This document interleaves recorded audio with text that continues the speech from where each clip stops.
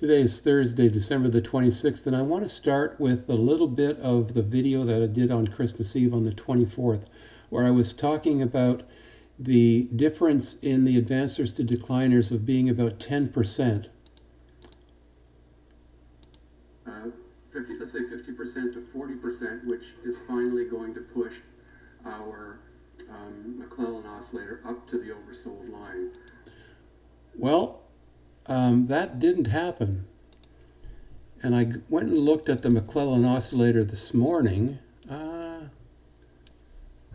I close everything down? I did. So let's just open these again. So I went and I looked at the McClellan oscillator, and I found it had not gone up to the overbought line. It had actually come down or stayed the same. Now today, we have advancers and decliners doubling. So advancers to decliners doubling. And the McClellan oscillator, again, this is for December the 26th, hasn't moved. Strange enough, that's the way the data is plotted. It's the difference between two moving averages of the advancers and decliners, and it hasn't changed, meaning there is still an opportunity that I thought we had exhausted to go up to the overbought line. So now let's look at where we are in the charts. Well, let's look at volume first. So volume in the Dow was very low. It's the day after Christmas. Not a lot of traders around. NASDAQ, typical volume. S&P 500, pretty low. And we had this boost up at the end of the day. And I don't know if there's anything on CNBC that's going to tell us why. It's just new highs. Amazon had its best day. You might want to look at this as what happened at the markets on Thursday. But this is saying that Donald Trump has caused a market rally far outpacing past U.S. presidents. So that maybe gave the market a little bit of a tailwinds. But look what happened in the S&P. We have moved above this Fibonacci of 161.8. We spent 3 days dancing around it, but now we've moved definitively off it, meaning we could be going up to 32.63 if this rally continues. Apple, very interesting.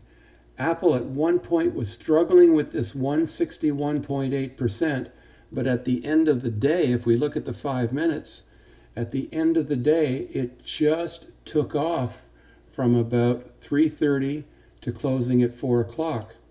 But it had hit, I don't know where the Fibonacci's are here. They probably only show on the daily. Maybe they'll show up on the hourlies. They won't. So on the daily, you can see that we've exceeded the 288.80, just blew past that key Fibonacci that I thought was going to hold us back. Not great volume, so let's see what happens tomorrow. But certainly, Apple finishing at 290, that's truly, truly remarkable. Home Depot, down a cent. This sort of this iron cross or hanging man doji. Caterpillar finishing up at the top of its day, quite strong. Pathetic volume. So you really can't read much into today. AT&T up 21 cents, over $39. This is a strong dividend stock, which tends to do well when people are worried and want to park themselves into a bet that's going to pay off a good dividend in times of troubled stock market. So it's doing both. It's gaining price and it's keeping the dividend. WDC came back, played at the top of the gap. This gap is definitely closed now. Let's get rid of it. Rejected again at $63, 38.2%. The time to buy this stock would have been when it was turning around. And if we were looking at SMIs on that at that time, we would have seen at this turnaround that the 40-day moving SMI was starting to move up, and the fast-moving SMI just 2 days later hit its bottom and started to move up. So both SMIs were telling us at that time to move into the stock, but we thought that it was still going to go down at that point and fall out of this bearish wedge, bearish pennant, but it broke up, then down, and then took off again. So the SMI would have told us that it's an opportunity there. The Home Depot trade, where's the SMIs there? They should be still favorable for us, and the 40-day is still moving up.